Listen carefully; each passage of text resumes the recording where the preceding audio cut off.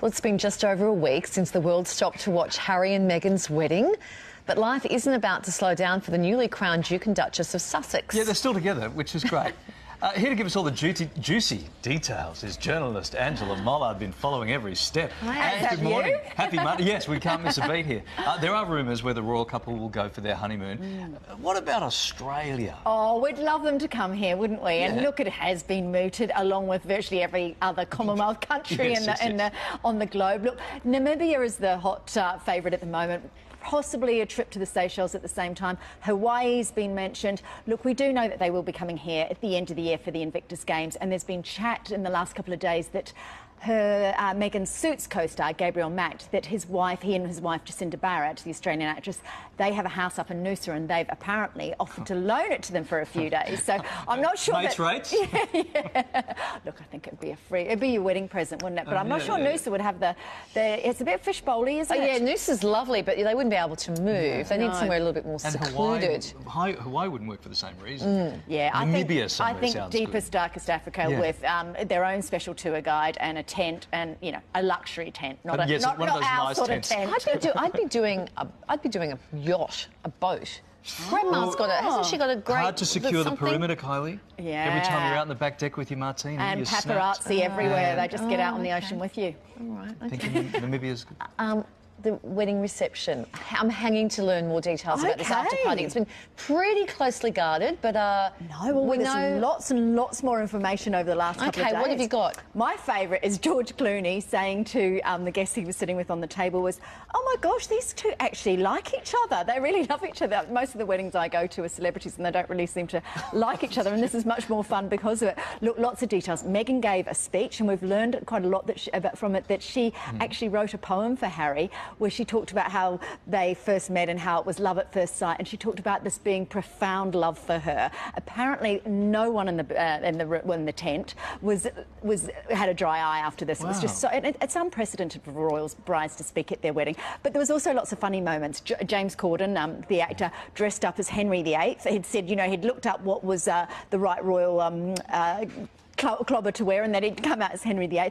There was a beautiful speech from one of Harry's old school friends, Charlie von Strawbernese, who said basically that Harry was the dorm monitor when they were at school, and that he shouldn't have been because he was the worst behaved of anyone, and that this little boy Charlie had come in, he'd brought his teddy, and Harry promptly threw it out the window. He also talked about how Harry had denied being a redhead for years. He said he was strawberry blonde, hated every other redhead, but said that he was a strawberry blonde in himself, and had only recently accepted that he was redheaded. Are we ever likely to hear that poem? It would be great to hear it. It's interesting to hear. Look, who knows? It would depend on Meghan, I think. Nobody was allowed to take phones in there. So, even people like George Clooney and Idris Elba, who was doing the music at the end, everyone had to hand in their phones, which is why it's been sort of, you don't have images from it or recording. And it'd be lovely to hear it, wouldn't it? Well, if only to hear what rhymes with Sussex. Like, I don't know anything. It would be nice to hear that. According to your idea, there's a secret message behind the royal family photo. This photo that we know, the photos were beautiful. Extraordinary, lots of messages in them. They used a sofa, or I don't suppose it's more an ornate sort of, that green sofa is what... Chaise lounge. That's what Princess Diana and Prince Charles used for Harry's christening, which is a beautiful motif for that. But the main photo where William and Harry are standing up, royal watchers are saying that this denotes the Queen's intention for the future of the royal family. The two tallest, Harry and William, are seen as the future. They're the ones standing up. They're anchoring that photograph, and that this is the thought behind it, that they are the future of the royal family.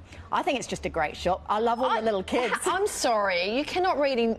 what else are they meant to do? What else are royal that into that? Yes, and with those same photographic readers not realise that Meghan's mum is also standing up, and I'm not sure where she stands in the royal family. But she's not tall enough, is she? Look, as I say, royal watchers, they've had a lot to... they have to come up with something. But Charles is right behind the Queen.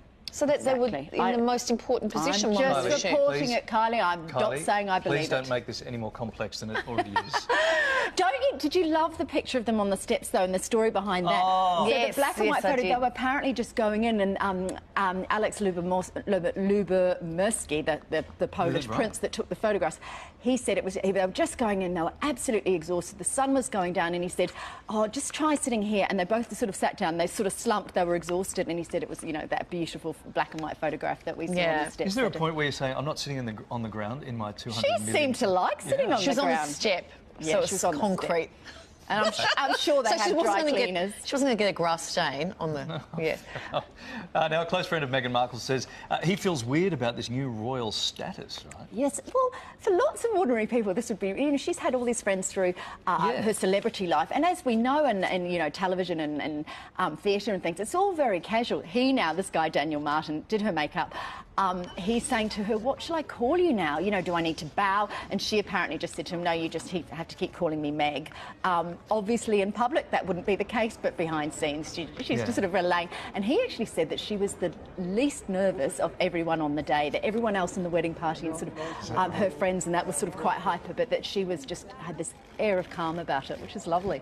What's the rumour going around about Princess Beatrice? Oh, I don't even almost... What's that? It's completely unconfirmed, but there is speculation that she is pregnant. Oh. So the thought is that she has apparently said to a friend, as I say, unconfirmed, that she's having a baby. There's masses of speculation around the palace about who the father might be. She split up from her boyfriend of 10 years several years ago. It's a couple of years ago. Yeah. And she's on her own. We know Eugenie's getting married later it's this the year. other one who's engaged Yeah, to be she's married. getting married. Yeah. And I mean... How would you follow that? She's getting married at the same place as Meghan and Harry. She must have been sitting there on the day going, I'm not going to top this. I'm not going to top this. She's going to have the B-grade wedding to, you know, her cousin's A-grade wedding. I really feel for her. I hope she does something completely different. Lovely. They have to get the preacher back. Got to get that. Lastly, Prince William has been nominated for Celebrity Dad of the Year.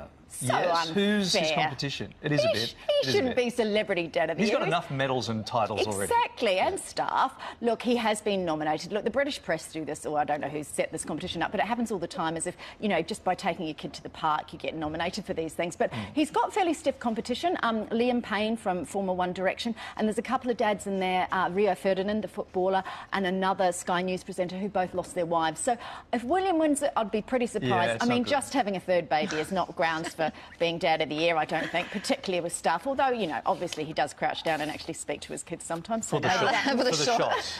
It's probably too late to get the car, the little vintage Jag back. But there was one other little thing that's been revealed, and that is the number plate on the Jag. Yes, yeah. Was the date of the wedding. Oh. Gorgeous. Yeah, so it was the 1905. 18, yeah. with an E in front of it, I guess, for Elizabeth. Oh, wouldn't you love that No, car? for E-Type, wouldn't it be?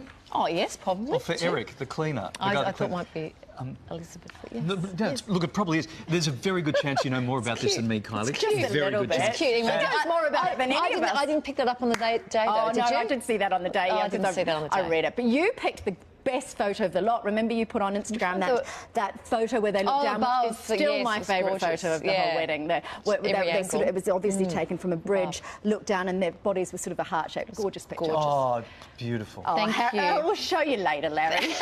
Thanks, Ange. Great to see you. Prince Harry and Meghan Markle may take a romantic holiday in Queensland. According to UK papers, yes, the newlyweds have been offered a luxurious escape in none other than Noosa. Owned by one of Meghan's former co-stars, it could be the perfect opportunity for the loved-up pair to get a bit of time to themselves, putting off their honeymoon to focus on official duties. If they do take up the offer, they'll likely make the trip around October. Yes, diarise that, Australians, when they are due to in Sydney for the Invictus Games. Beautiful time of year at Noosa. Yeah, great time. Be great. Yes. Former co-star, his wife is Australian, and they have a house in Noosa. a little getaway. So that's the connection. And of course we know Noosa is right off the beaten track. So no one will ever see them. A lot of privacy. There you go. All right.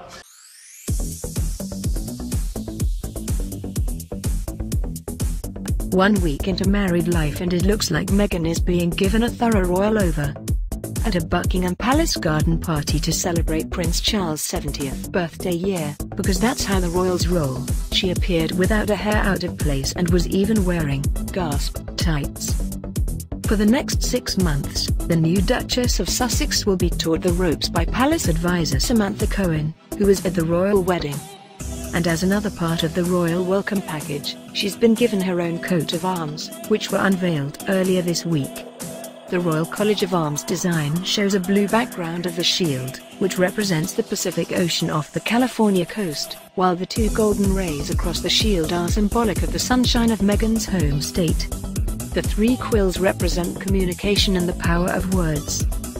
On the grass are golden poppies, California's state flower, and wintersweet, which grows at Kensington Palace.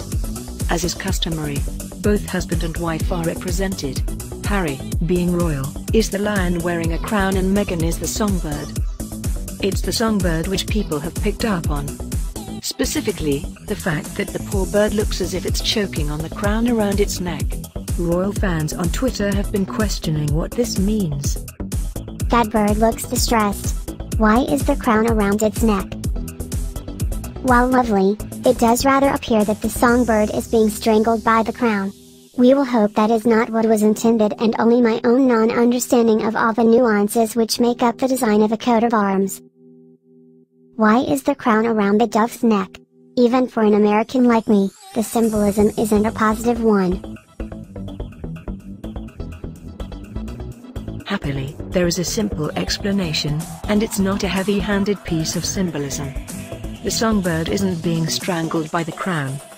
Instead, it's being duckily gorged, which sounds equally, if not more, unpleasant, but which simply means the placement of the coronet when a person holds the rank of Duke or Duchess.